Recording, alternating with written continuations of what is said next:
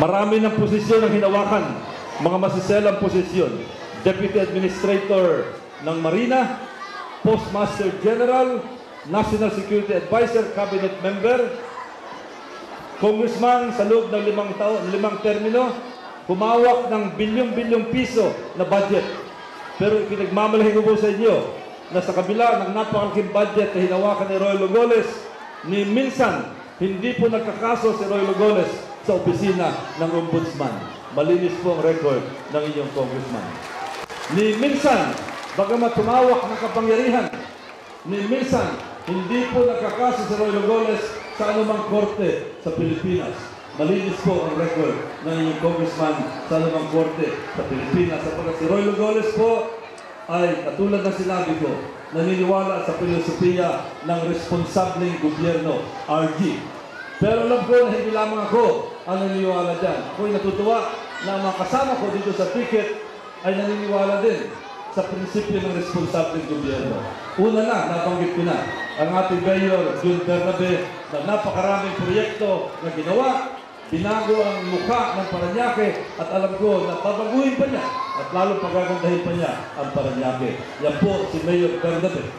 Pangalawa, ang ating Vice Mayor, Gus Tambunting, na isa rin naniniwala sa prinsipyo ng responsableng gobyerno. Nandito po siya.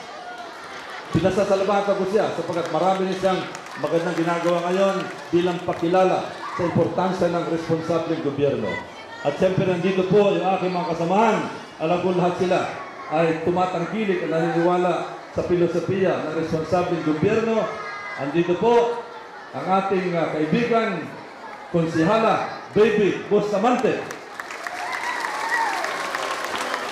Konsihal Bal Soto,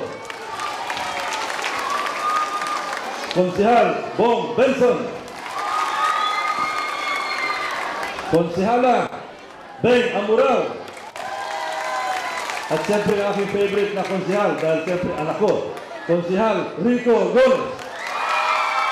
At meron tayong dalawa na sigurado magiging konsihal din at alam ko na magiging maganda ang kanilang paglilingkod sa inyo.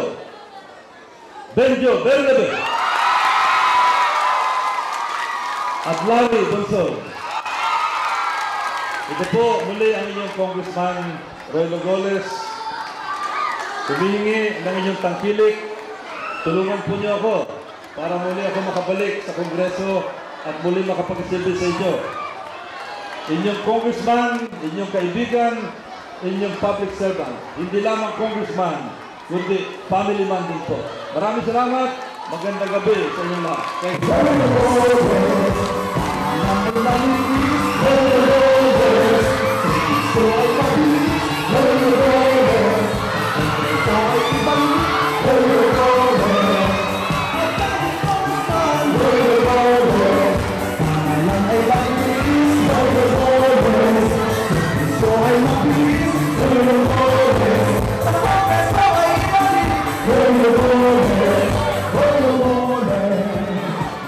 Ayan.